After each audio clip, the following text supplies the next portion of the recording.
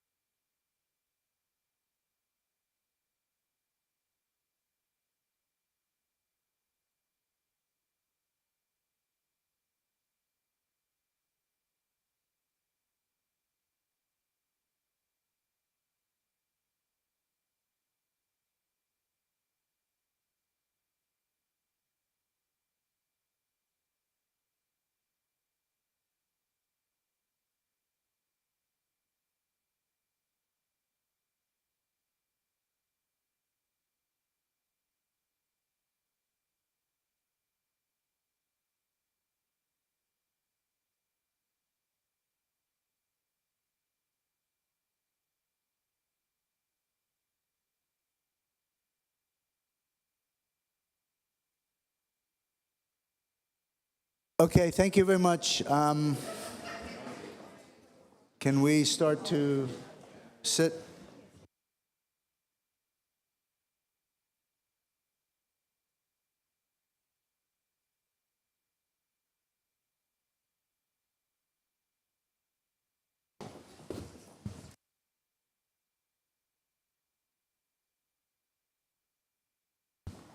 Okay, good morning, everyone. Welcome back to day 2 of the 4th consultation meeting.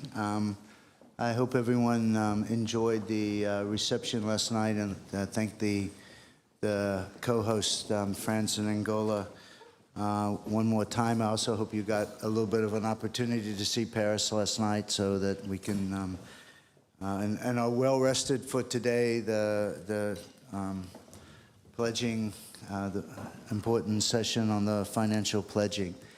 I just want to reiterate, I said that I would tell everyone that we're now in a public, this is a public session, so it's being live streamed at this point, and we will go back when we actually move into the pledging process, we'll go back into the a private session. But before we open the floor to the delegates for their statements on the IFAD13 pledges, I want to just, I think IFAD President Alvaro Lario will make opening statement, and then I'll have the pleasure to give the floor to Ms. Sabrina Del Rey Alba, who is joining us today as the UN Goodwill Ambassador for IFAD. So without further ado, let me turn the floor over to the President. Oh, President Alba. Thank you very much, Kyle. Good morning to everybody. Welcome to this special part of the 13th replenishment consultation. We have seen your leadership and your commitment during these months. Many of you have come here ready to pledge, and we know some of you will also be pledging during the next months. I also know that you have done and you're doing everything possible to pledge at the top of the range of your member country, and that you're showing the strongest support. This will mean that you're showing the strongest support for the rural women and men that IFAD serves. IFAD13 investments are the last opportunity to deliver on the 2030 agenda. Equally important, as I was mentioning yesterday, they send a strong message to the world that even in the mix of uncertainty, fragmentation, and crisis, the international community It's not turning its back to the rural communities, and it's coming together. The 2030 Agenda recognizes that our problems are global, and so are the solutions, and I would add the joint solutions. Without further delay, I thank all of you in advance for your pledges today, your support, and your trust to IFAD. Thank you very much. Thank you very much, Mr. President. And now, with those introductory remarks, I have really the pleasure to pass the floor to the UN Goodwill Ambassador for IFAD. Sabrina, you have the floor.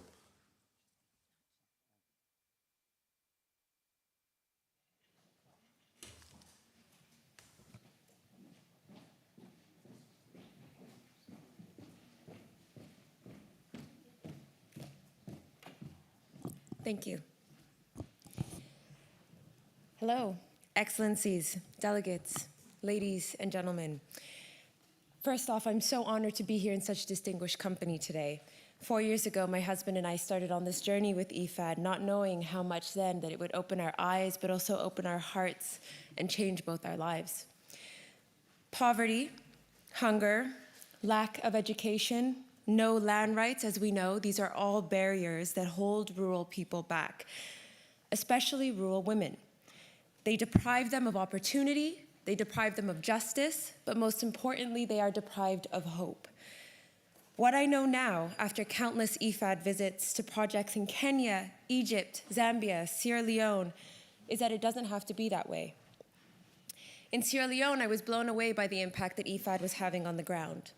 I met a woman who had transformed swampland into rice fields, who was surviving and thriving despite being abandoned by the world.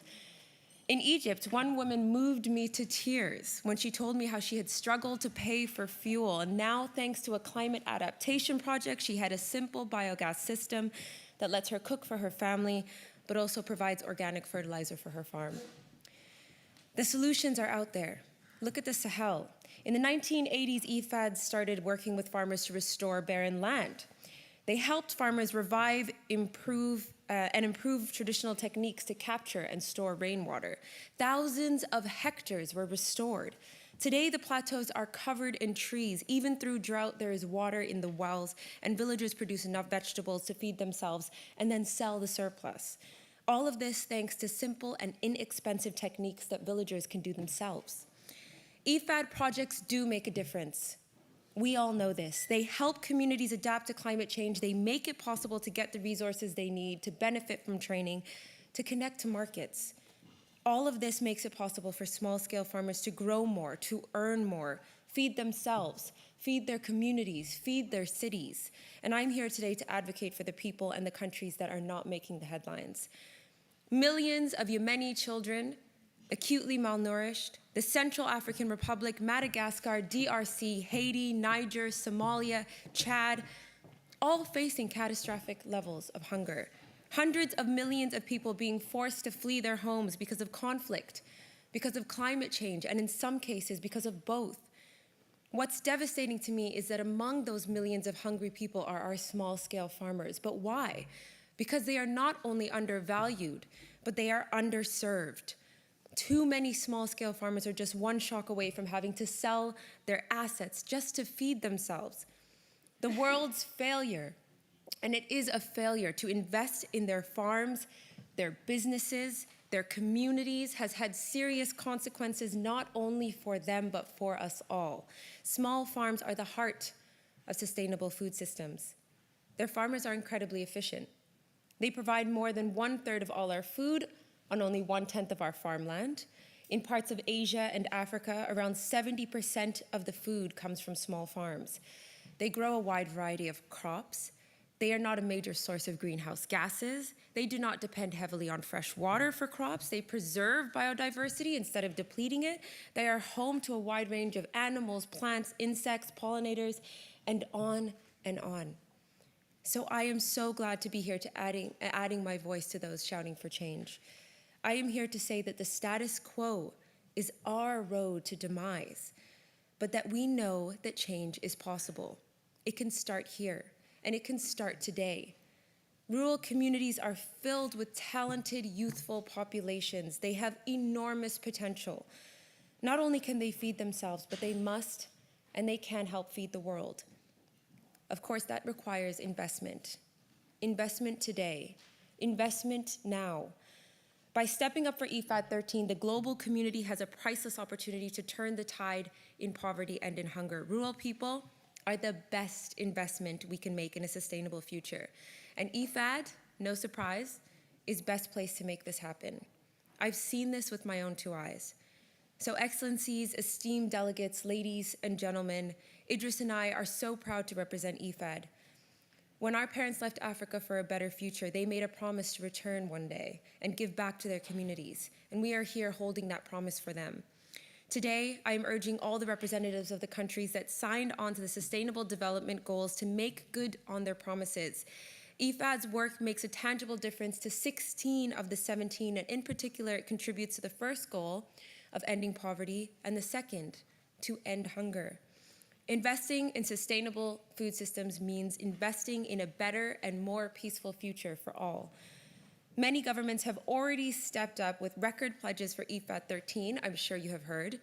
Others have declared their intentions to do so. Now is the time to move words to actions. Now is the time to turn promises to pledges. Before passing back to Kyle, I would like to bring the rural people who are at the heart of IFAD's mission into this room. So later, we're going to be connecting live with them in locations all across the world so we can hear directly from them. First, please, if I can, let me share a video of some of our project participants and supporters on what investing in IFAD means to them. Thank you so much.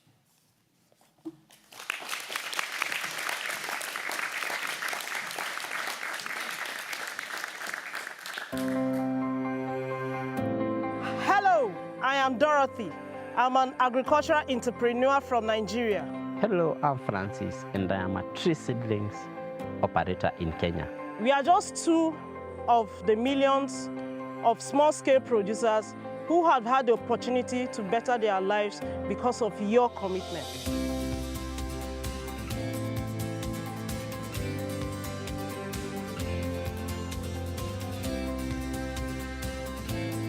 Thanks to your contributions, you have supported rural youth like me, build a better life for ourselves and our communities.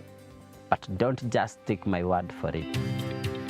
No solo nosotros comemos de este proyecto, del trabajo que tenemos nosotros, porque también nosotros damos trabajo a otros. This is what we do, and we provide jobs for others.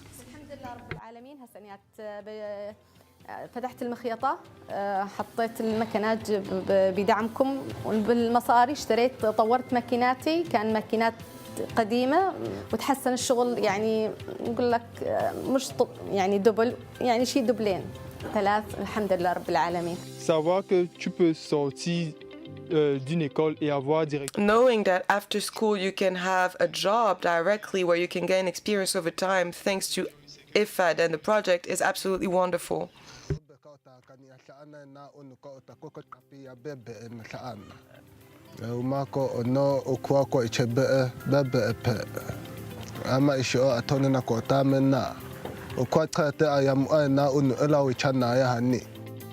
Cũng như là cho mình biết được tình hình độ mặn của nước, rồi sâu rầy dịch bệnh, rồi những vấn đề mà liên quan đến để phục vụ cho đời sống sinh hoạt bên mình làm.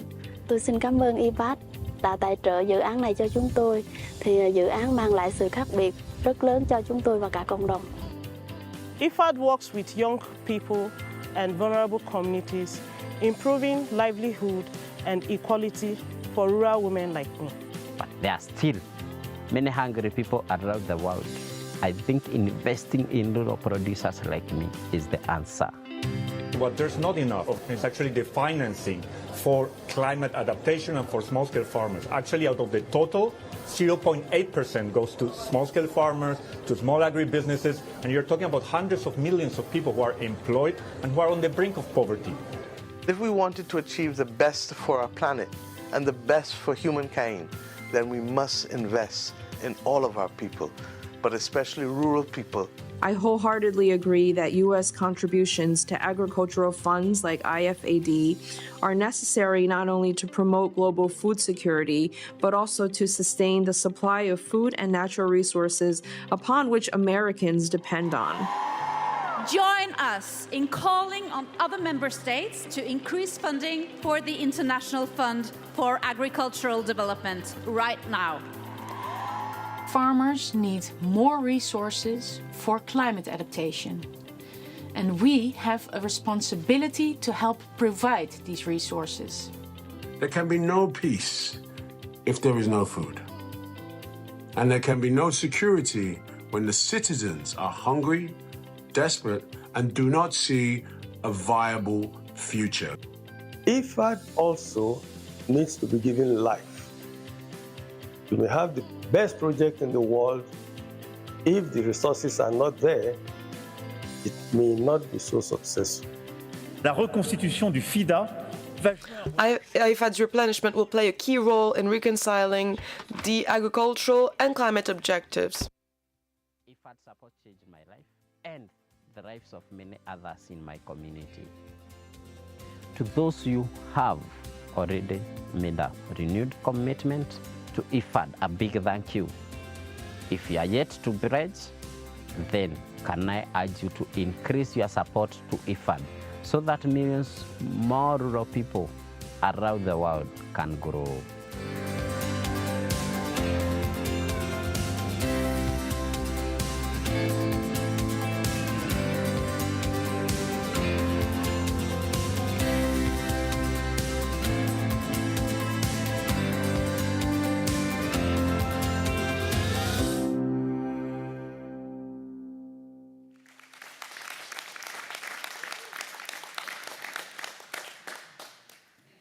Okay, thank you so much, Sabrina, for your message of support.